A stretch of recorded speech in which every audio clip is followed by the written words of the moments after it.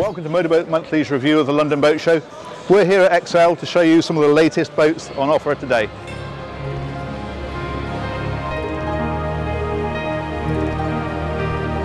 If your budget will stretch to 7 figures, then Sunseeker has a new Predator 53 at the show. She's got a pair of 800 horsepower man diesels and she's absolutely gorgeous.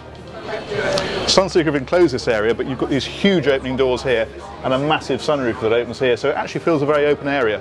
And it's typical Sunseeker, lovely quality woodwork, beautiful cream leather, just feels a really big spacious boat. I like what they've done with this dashboard. I like this carbon fibre look here, but what I particularly like is these seats, which are absolutely stunning. I want these seats in my car.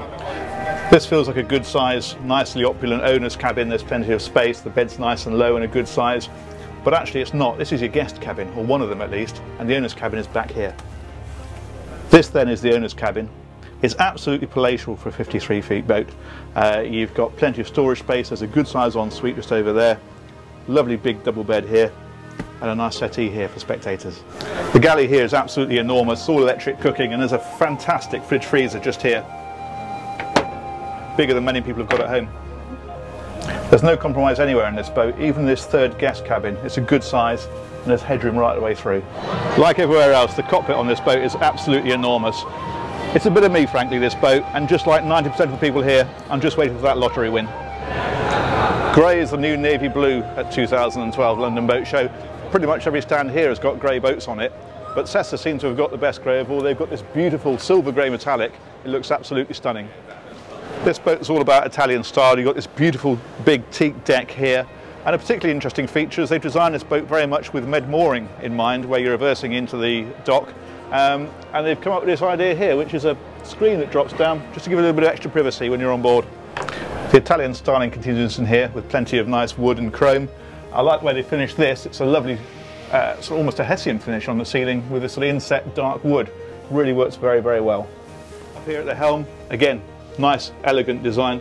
No space for chart, but there is a big chart plotter in the centre there. And this particular boat's an IPS drive, so you've got the IPS control on here, which of course makes for very, very easy manoeuvring. There's a compact little galley area just here, and rather cleverly, just under the floor here, they found space for a little top-loading washing machine. Further forward, the boat's all fairly conventional. You've got your owner's cabin in the front here. It's got its own ensuite, which is a nice size, and then there's a second cabin with 2 singles in, and that has its own ensuite, which doubles as a day heads. It's interesting to see that Sessa have gone for a ladder rather than the more normal moulded in staircase, but it does open this cockpit area up very nicely and it is quite secure to use.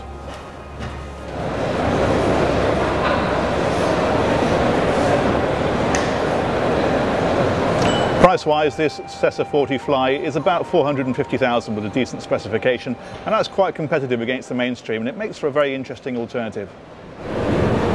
This is Regal's latest offering. It's their new 35 hardtop. It's about £200,000 with the petrol engines, twin diesels. She's coming out at about 230.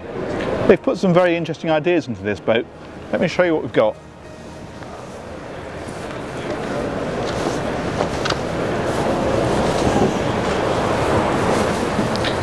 Regal have been very clever with this cockpit area.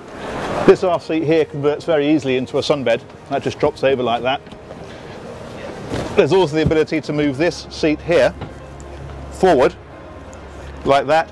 That gives you a good dinette area. There's a table that sits in just here, makes for a very nice social area. Up here they've rather cunningly hidden the little television set so you can sit and watch TV al fresco. Here at the helm there's a tilt wheel, and if you want to stand at the helm there's a lift up bolster just here, and they've even thought of this, which is a little step that comes out just to give you a bit of extra height if you need it. Regal have managed to get a real big opening here above the cockpit area, and normally the way that manufacturers do that is to put a soft canvas roof in. What Regal have managed to do is keep the large opening, but they've actually got a solid fiberglass roof, and that's a really nice feature. Down here the cleverness continues.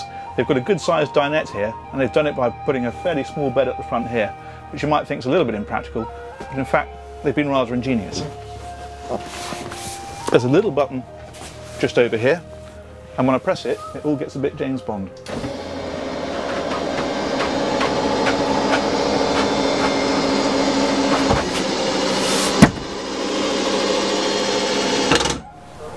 Finally, they've tucked away a little mid cabin under here. It's a good size with a double berth, and it's got its own proper door on it.